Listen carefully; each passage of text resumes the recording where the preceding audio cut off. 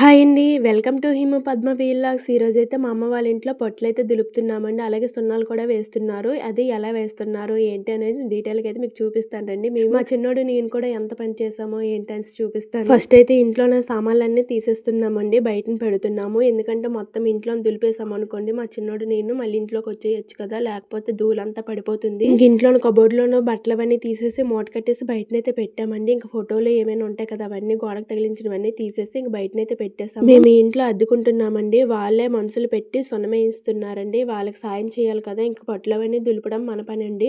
సున్నాలేయడం only ఆళ్ళ పని. ఇంకా మేమైతే అన్నీ తీసేసి అన్నీ బయటన పెట్టేసామండి. ఇంక బయటన కొట్టు గదని ఉందండి. అందులో ధాన్యం అన్నీ వేస్తారు కదా! వాళ్ళదైతే అన్నీ తీసేస్తున్నారు. చూడండి ఎలా ఉందో అందులో. ఇంక నీట్‌గా అన్నీ మొత్తం ఇంట్లో ఏమీ లేకుండా అన్నీ తీసేసి ఇంక పొట్లవన్నీ దులిపేసిందండి. మా అమ్మ దులిపేసాక వాళ్ళైతే వచ్చారు. మా చిన్నోడినైతే చూడండి బయటన పడుకోబెట్టేశారు. మా చిన్నోడు నేనైతే బయటనే ఉన్నామండి. అన్ని సాయం చేసుకొని ఇంక మా చిన్నోడి మధ్యలో మొత్తం చుట్టూ సామాన్లన్నీ ఉన్నాయండి. మా అమ్మ అయితే మొత్తం ఇల్లు గుమ్మాలు అవన్నీ నీట్‌గా దులిపేస్తుంది. దులిపేసి ఇంకిద్దరు మనుషులైతే వచ్చారండి. ఒకళ్ళేమో నిచ్చెన పట్టుకున్నారు. ఒకళ్ళైతే వేస్తున్నారండి. పైనంతా వేసేసాక కిందనైతే ఇద్దరు వేస్తున్నారు. దేవుడి గుడిలోని ఆటిల్లోని మొత్తం వేసేసారండి. వేసేసాక ఇంకా మొత్తం ఇల్లంతా అయిపోయాక ఇంట్లోనే ఆరిపోయిందండి. ఆరిపోయాక ఇంట్లో సామాన్లన్నీ సర్దేశామండి. నేనైతే ఇలాగ అన్నం అయితే తింటున్నాను. తినేసాక వాళ్ళకేమైనా కావాలంటే మా అమ్మ అయితే అందిస్తుందండి దగ్గర ఉండి. ఎందుకంటే మళ్ళీ ఆళ్ళకి అవ్వదు కదా! వాళ్ళేస్తూ ఉంటే మా అమ్మ అయితే కిందన అవన్నీ అందిస్తుంది. ఇంక మా చిన్నోడిని చూసుకోవడం నా పనండి. నేను మధ్యాహ్నం అయితే అన్నం అయితే తినేసానండి. తినేసాక ఇంట్లోనో గుమ్మలోనో మొత్తం వేసేసారండి. వేసేసాక మా చిన్నోడినైతే